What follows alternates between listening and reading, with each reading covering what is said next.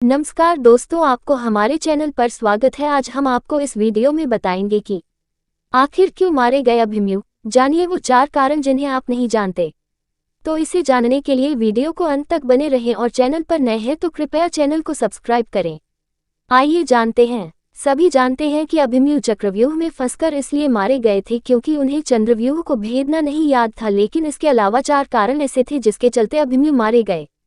1. कृष्ण की चाल। भगवान श्री कृष्ण की नीति के चलते अर्जुन के पुत्र अभिमन्यु को चक्रव्यूह को भेदने का आदेश दिया गया। ये जानते हुए भी कि अभिमन्यु चक्रव्यूह भेदना तो जानते हैं, लेकिन उससे बाहर निकलना नहीं जानते। अभिमन्यु के चक्रव्यूह में जाने के बाद उन्हें चारों ओर से घेर लिया गया। घेरकर उनकी जयद्रथ सहित 7 योद्धाओं द्वारा निर्मम तरीके से हत्या कर दी गई, जो कि युद्ध के नियमों के विरुद्ध था। कहते हैं कि श्री कृष्ण यही चाहते थे।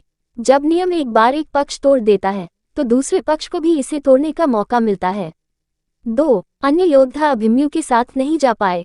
प्रारंभ में यही सोचा गया था कि अभिमन्यु व्यूह को तोड़ेगा और उसके साथ अन्य योद्धा भी उसके पीछे से चक्रव्यूह में अंदर घुस जाएंगे।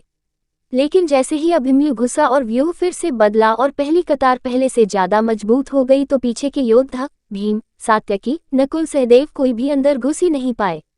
युद्ध में शामिल योद्धाओं में अभिमन्यु के स्तर के धनुर्धर 2-4 ही थे, यानी थोड़े ही समय में अभिमन्यु चक्रव्यूह के और अंदर घुसता तो चला गया, लेकिन अकेला, नितांत अकेला। उसके पीछे कोई नहीं आया। 3. लड़ते लड़ते थक जाना। जैसे जैसे अभिमन्यु चक्रव्यूह के सेंटर में पहुंचते गए वैसे वैसे वहां खड़े योद्धाओं का घनत्व और योद्धाओं का कौशल उन्हें बढ़ा हुआ मिला, क्योंकि वे सभी योद्धा युद्ध नहीं कर रहे थे, बस खड़े थे, जबकि अभिमन्यु युद्ध करता हुआ सेंटर में पहुंचता है। वे जहां युद्ध और व्यूह रचना तोड़ने के कारण मानसिक और शारीरिक रूप से थके हुए थे, वहीं कौरव पक्ष के योद्धा तरोताजा थे। ऐसे में अभिमन्यु के पास चक्रव्यूह से निकलने का ज्ञान होता तो वे बच जाते, या उनके पीछे अन्य योद्धा भी उनका साथ देने के लिए आते तो भी वे बच जाते, लेकिन थकान के कारण वे अधिक जोश और होश से लड़ नहीं पाए। 4. युद्ध नियम के विरुद्ध हत्या। अर्जुन पुत्र अभिमन्यु चक्रव्यूह भेदने के लिए उसमें घुस गया। चक्रव्यूह में प्रवेश करने के बाद अभिमन्यु ने कुशलतापूर्वक चक्रव्यूह के 6 चरण भेद लिए।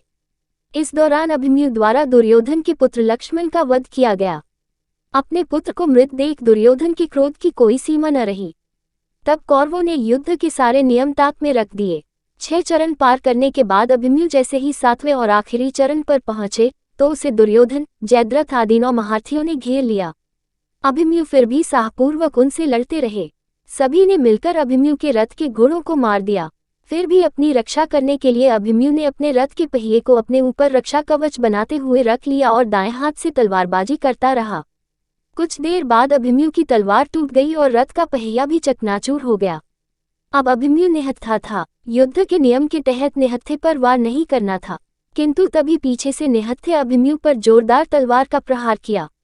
इसके बाद एक के बाद एक सभी योद्धाओं ने उस पर वार कर दिए। अभिमन्यु वहां वीरगति को प्राप्त हो गया। अभिमन्यु की मृत्यु का समाचार जब अर्जुन को मिला तो वे बेहद क्रोधित हो उठे और अपने पुत्र की मृत्यु के लिए शत्रुओं का सर्वनाश करने का फैसला किया।